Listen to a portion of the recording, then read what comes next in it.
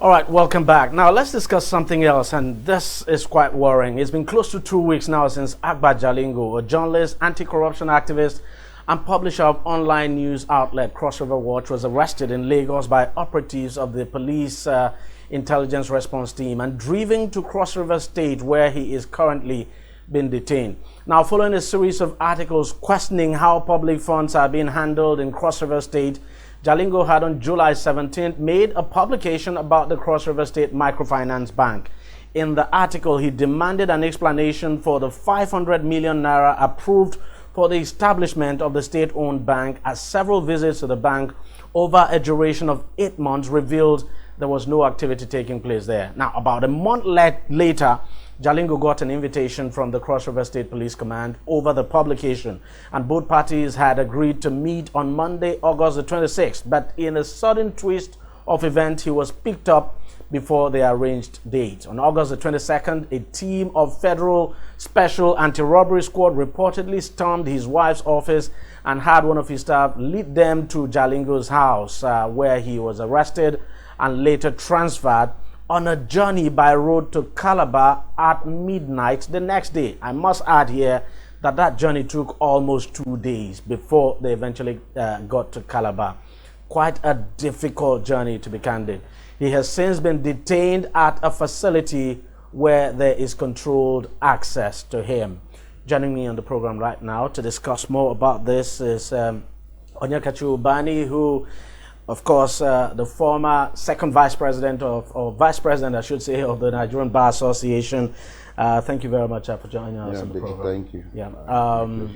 Quite worrying. What do you make of this? I mean, the way and manner he was arrested, there had been an agreement that he would appear. Of course, I mean, in Jalingo style, he published it and made it known to everybody on social media that he was going to honor the invitation of the police, but then the police decided to strike before the agreed date.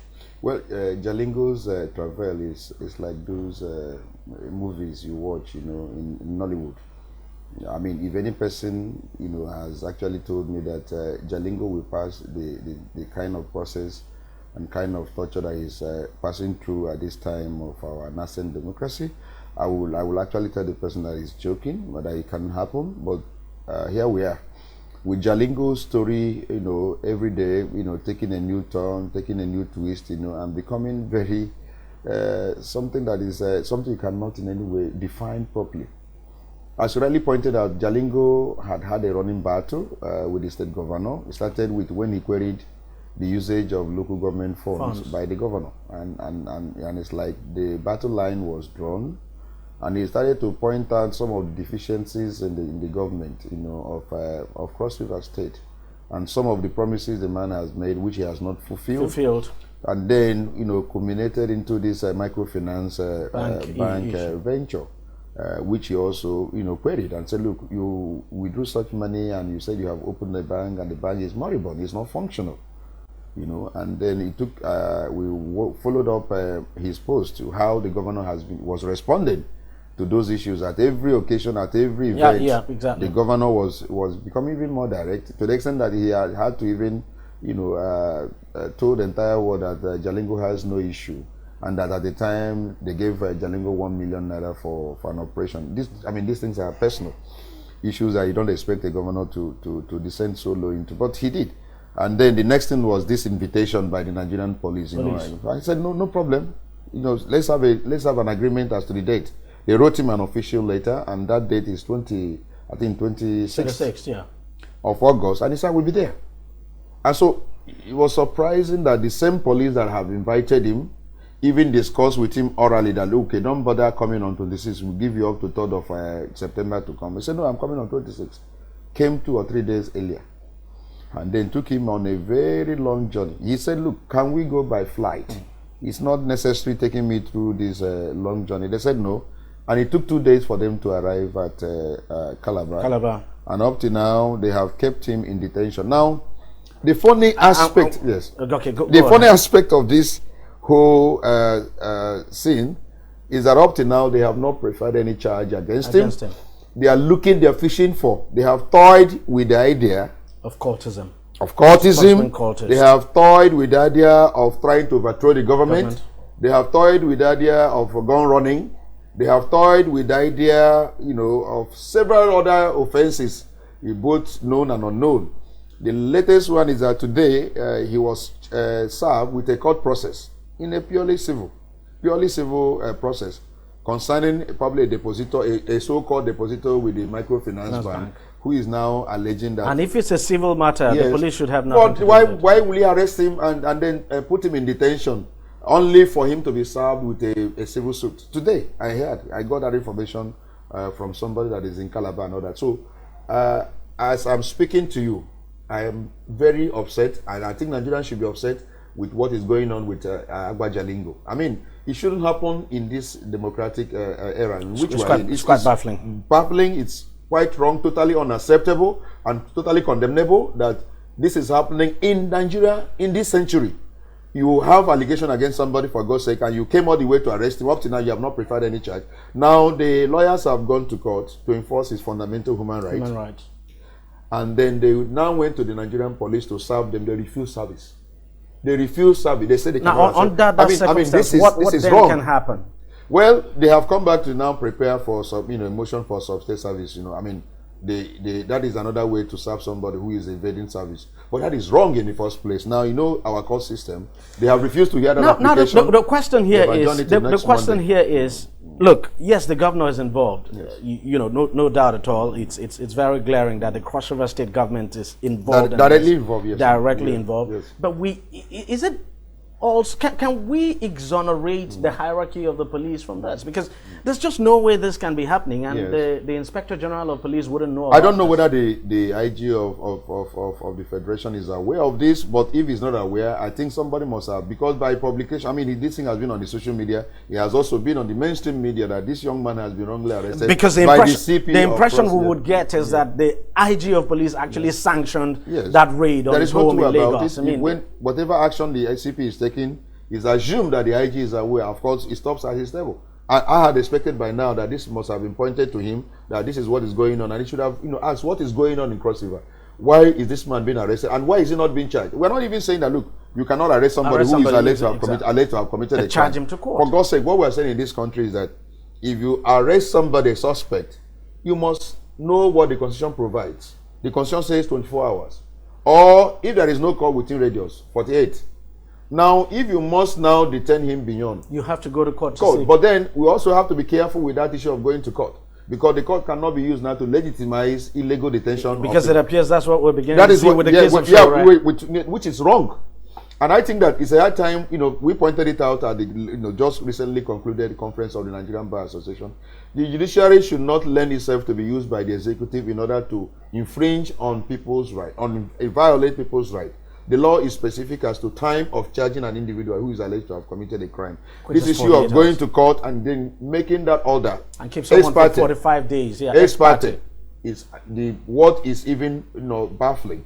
If you must detain me beyond the constitutionally guaranteed time, let me know why you must detain me beyond that time. So I should be put on notice.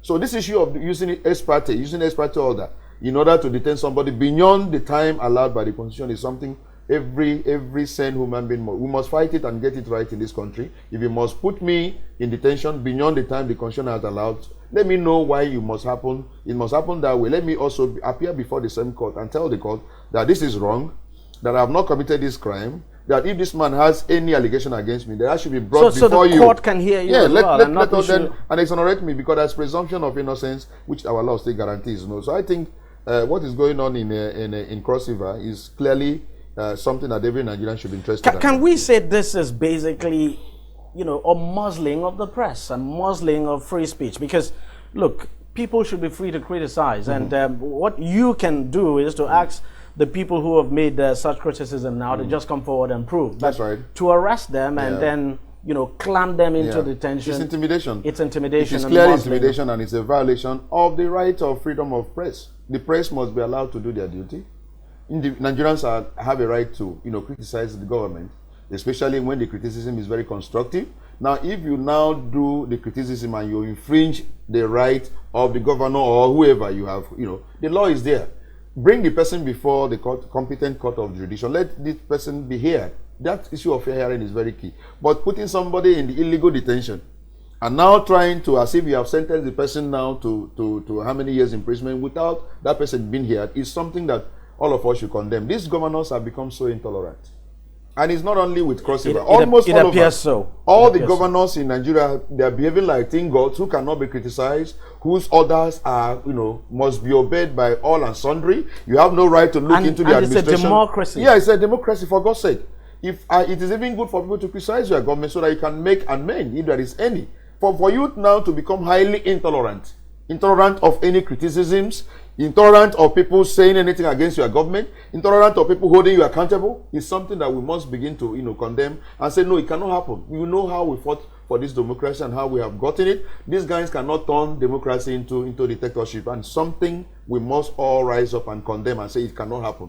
What is happening in developed economies, and I'm saying this with every sense of responsibility. Sometimes you wonder if what happens in the U.S. can actually happen here, where the president of the United States is criticized almost on a daily basis. They have even insulted him, even in White House.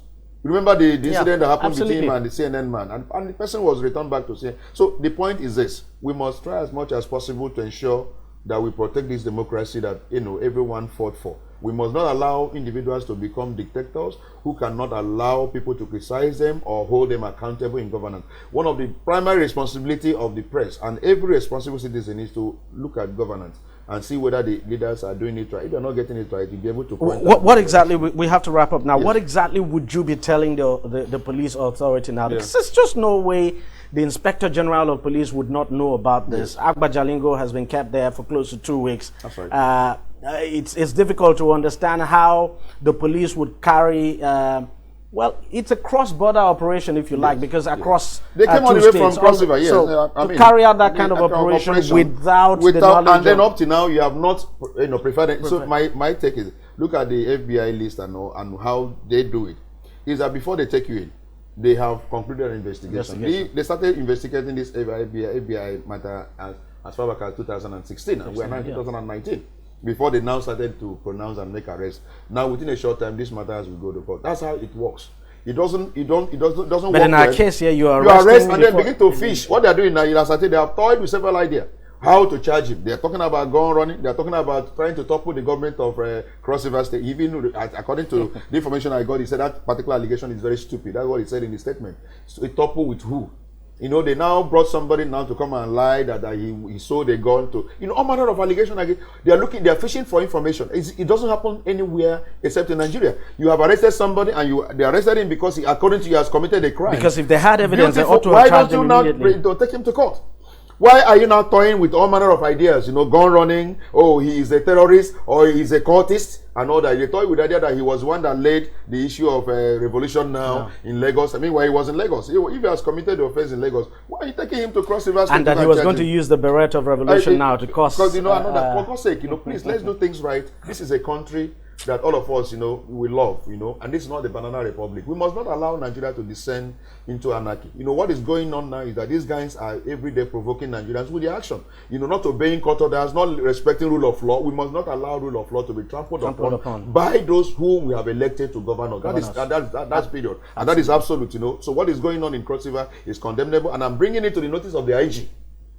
That he should intervene in this matter and tell his men that if they have any allegation against Agba Jalingo, they should take him to court. And I also want to tell the governor that he should learn to be tolerant of views, of opposing views. He cannot be a tin god who everything he says must, I see him as somebody that is clearly an arrogant man. He doesn't want any person to criticize him and all that. For God's sake, somebody have to hold you accountable. You were once a senator of the Federal Republic of Nigeria. Absolutely. And a lawmaker, and you have come in to govern people, and they are looking at your administration critically in order to see how you can improve on administration. So don't look at Agba Jalingo as an enemy. He was with you. He fought for you to be elected as a governor and all that. For the fact that he's not criticizing you means that you have to also look at your own way of governance, whether you are getting it right or not, and then stop being personal, attacking him that he doesn't have any issue and all that. To me, that is the height of being a bit childish. So I want this matter to be looked into, and let Agba Jalingo be charged to court latest Monday, so that this matter, let him go and answer whatever allegation he has is alleged to have committed before the court. That's my take in all this.